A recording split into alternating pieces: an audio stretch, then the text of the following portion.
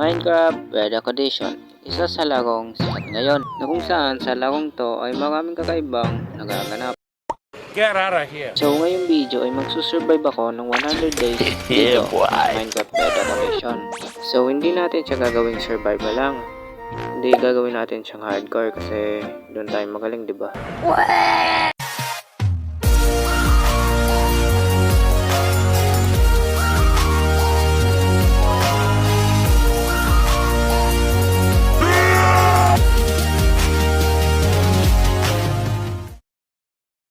Day 0.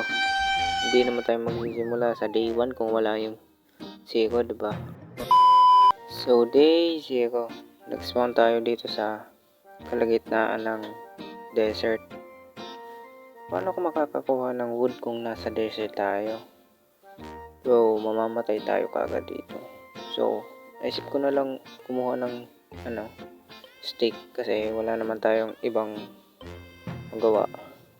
Kasi nga nasa desert tayo, walang wood dito or kahit na ano.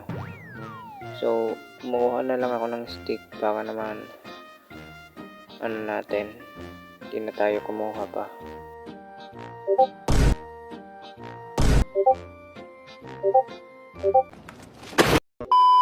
So naisip kong kumuha ng cactus kasi mapapakinabangan natin to sa hinaharap.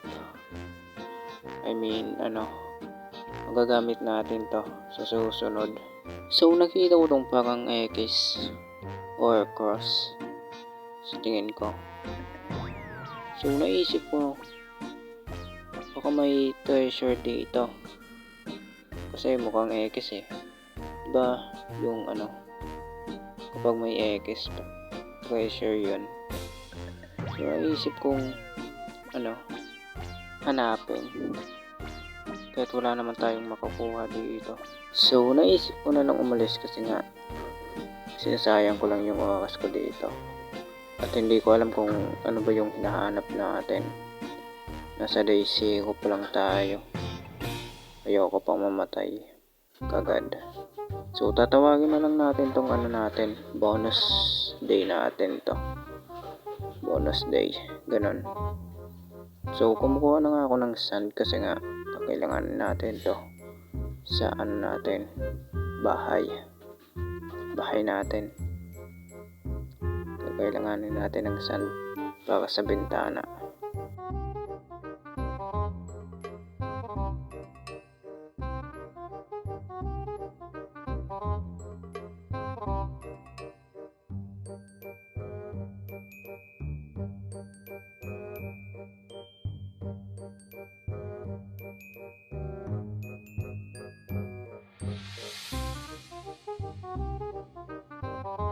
So bala ko sana pumunta doon kaso pupunta ko dito. Yeah, wood. Buti na lang pumunta ako dito. So naisip kong kumuha na ng wood para naman may tools na tayo. Kasi ang hirap kapag walang tools. So gumawa na nga ako ng oak planks para naman makagawa na tayo ng crafting table. Hindi na nga ako gumawa ng stick kasi nga marami tayong stick. At gumawa na rin ako ng pickaxe.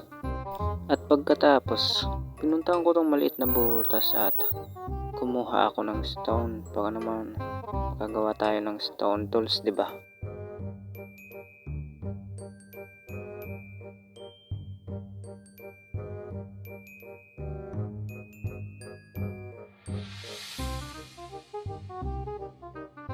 At yung paglabas ko dito ay paggabi na.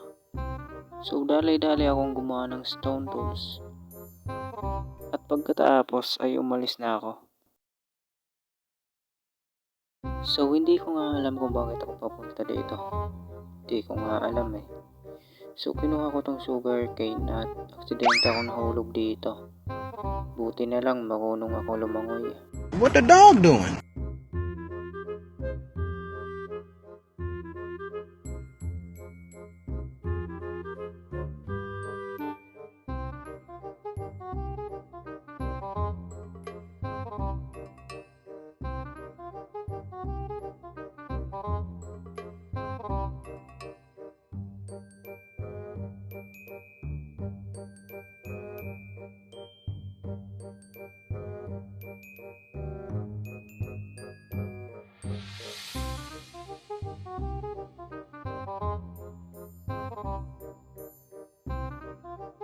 So, pagkatapos ko nga kunin yung melon, naisip ko na dito na lang magpalipas ng gabi at hintayin mag-umaga.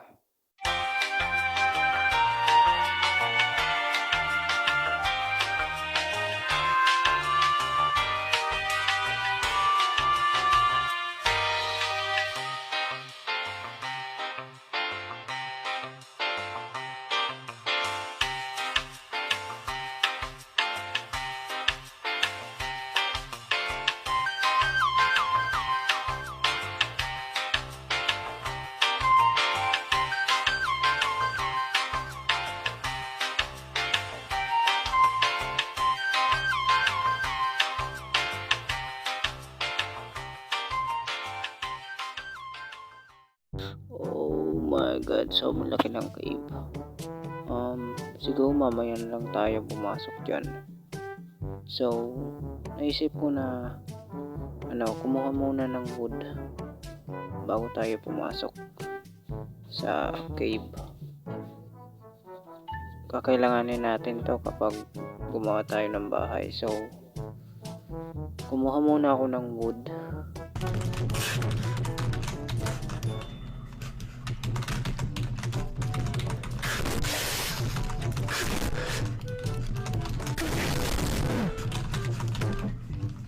A few moments later. So, siguro dito ko muna tatapusin yung episode 1 natin. Nasa day 1 pa lang naman tayo. So, subscribe for episode 2. Kasi taghirap tayo ngayon. So, bye guys.